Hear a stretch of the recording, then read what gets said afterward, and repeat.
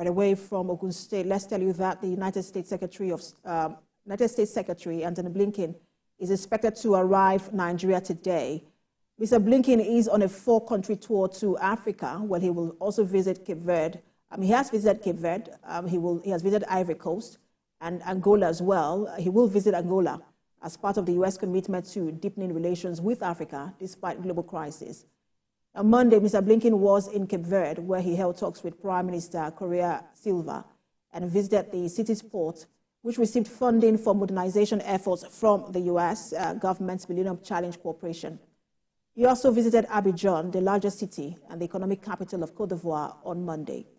A chief U.S. diplomat's trip to West Africa comes as Washington deepens its economic and security partnership in regions where China and Russia have made significant inroads.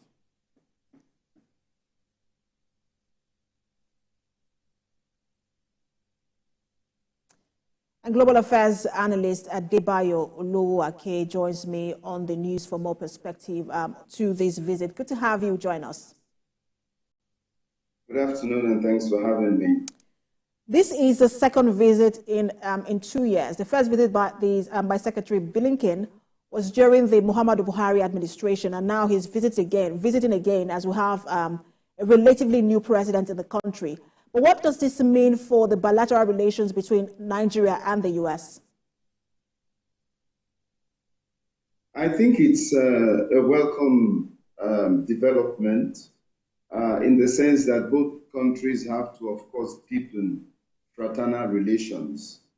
I also think that in view of certain pending or ongoing engagement between both states in the area of trade and diplomacy, I think the U.S. is trying to send the right kind of message, that it hasn't forgotten Africa, neither has she forgotten Nigeria. The trade relationship between both states, if you recall, as at 2022, we had a deficit of about 177 million US dollars. Trade, whether export or import, has often hovered around $5.2, $5.4 billion. But then, if we also look at the fact that there has been a significant reduction in the volume of trade between both states for various reasons, one would recognize the fact that there's a need to try to shore up economic relationship and exchanges. I think as well that the African Growth and Opportunities Act, within which Nigeria actually doesn't really play much, but many other African countries have really benefited from that. This was an act passed on by former President Bill Clinton. But if you look at Nigeria's role or what Nigeria benefits from that, we have not been able to significantly take advantage. Nonetheless, one would see this visit as one that might explore newer areas.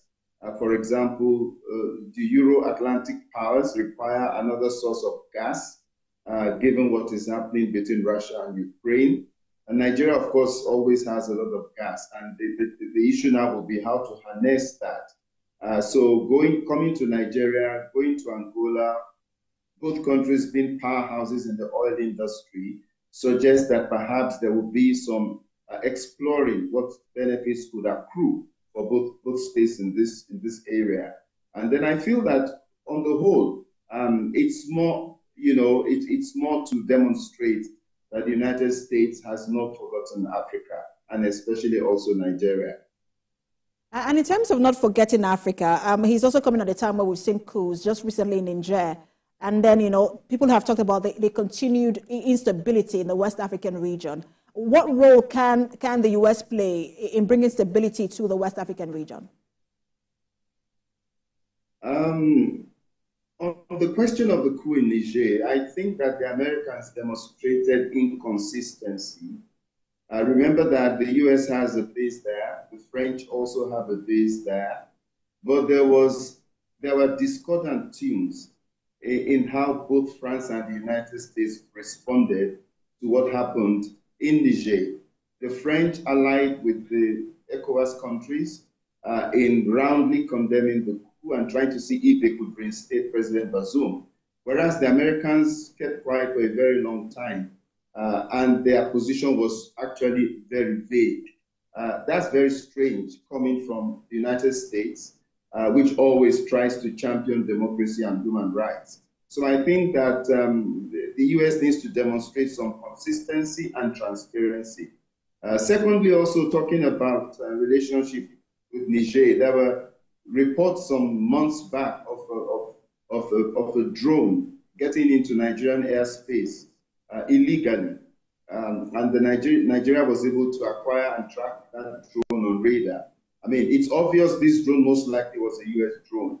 And so I'm sure that there will have been backroom diplomatic channels to douse the tensions that came from that. But again, it demonstrates that America must show consistency and transparency in its relationship with especially those countries it considers to be allies.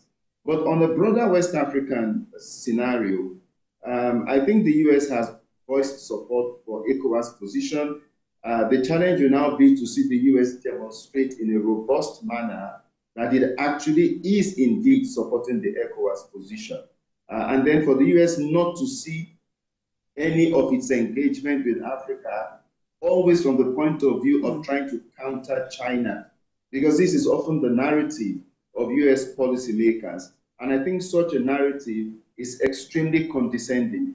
It suggests that Africans are unable to determine by themselves who their friends are.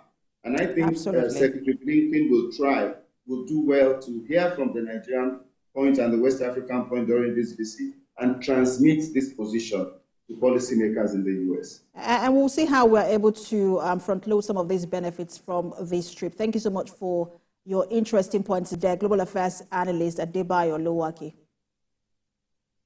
Thank you. All right, let's take a break now. When we return, we'll have more stories. Stay with us.